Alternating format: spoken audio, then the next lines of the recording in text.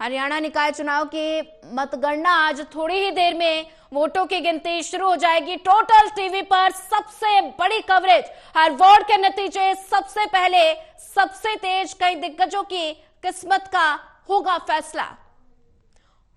और वहीं ज्यादा जानकारी के लिए हमारे साथ लगातार एसोसिएट एडिटर महेश हमारे साथ जुड़े हुए हैं। महेश, हरियाणा निकाय चुनाव की मतगणना आज होनी है, तो ऐसे में तमाम राजनीतिक दल अपनी अपनी जीत का दावा ठोक रहे हैं, तो मुकाबला कितना दिलचस्प नजर आ रहा है?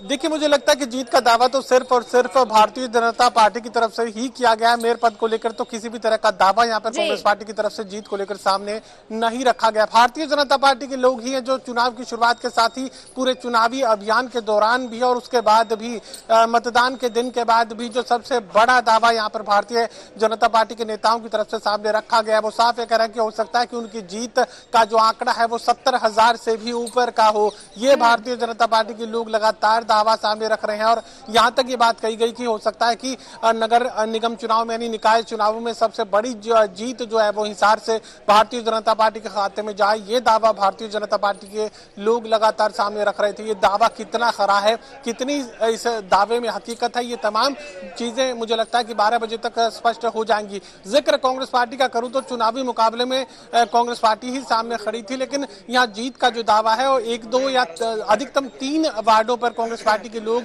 यहाँ पर अपने पार्षदों की जीत की आस लगाए हैं। वो आज भी पूरी होगी कि नहीं, ये भी एक बड़ा सवाल कांग्रेस पार्टी के सामने खड़ा है। फिलहाल चुनावी प्रचार के लिहाज से, तैयारियों के लिहाज से, मैनेजमेंट के लिहाज से, बूथ मैनेजमेंट के लिहाज से सबसे ज्यादा जो कोशिश की गई वो भारतीय जनता पार्टी की तरफ से ही की गई थी।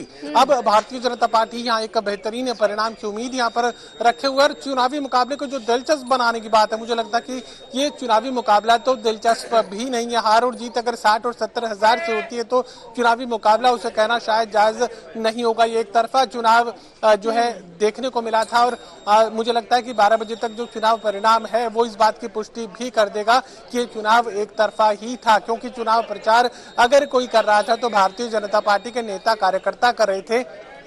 चुनाव प्रचार अगर कोई कर रहा था तो नायब सिंह सैनी और मोहनलाल बडोली भारतीय जनता पार्टी के प्रदेशाध्यक्ष की तरफ से किया गया था। कांग्रेस पार्टी के लोग तो इन चुनावों को लेकर ये कह रहे थे कि ये भाईचारे का चुनाव है और चेहरे पर वोट पड़ेंगे। तो चेहरा कौन सा और भाईचारे का चुनाव कैसा है, ये तो कांग्रेस पार्टी के लोग इस चुनाव परिणाम के बाद ही जवाब देना उन्हें मजबूरी हो जाएगा। लेकिन जहां तक भारतीय जनता पार्टी की बात की जाए तो भारतीय जनता पार्टी के लोग, खुद मुख्यमंत्री, प्रदेशाध्यक्ष मोहनलाल बडोली तमाम चुनावी अभियान, तमाम चुनावी रैलियों में ये कहते हुए नजर आए, जनसभाओं में ये कहते हुए नजर आए कि उनका जो उम्मीदवार है वो कमल का फूल है और कमल के फूल पर ही वोट डालने का काम करें। और यही फॉर्मूला मुझे लगता है कि कामयाब साबित हुआ भी है। चुनाव परिणाम भारतीय जनता पार्टी के समर्थन में जाएंगे, ऐसी उम्मीद की जा सकती है।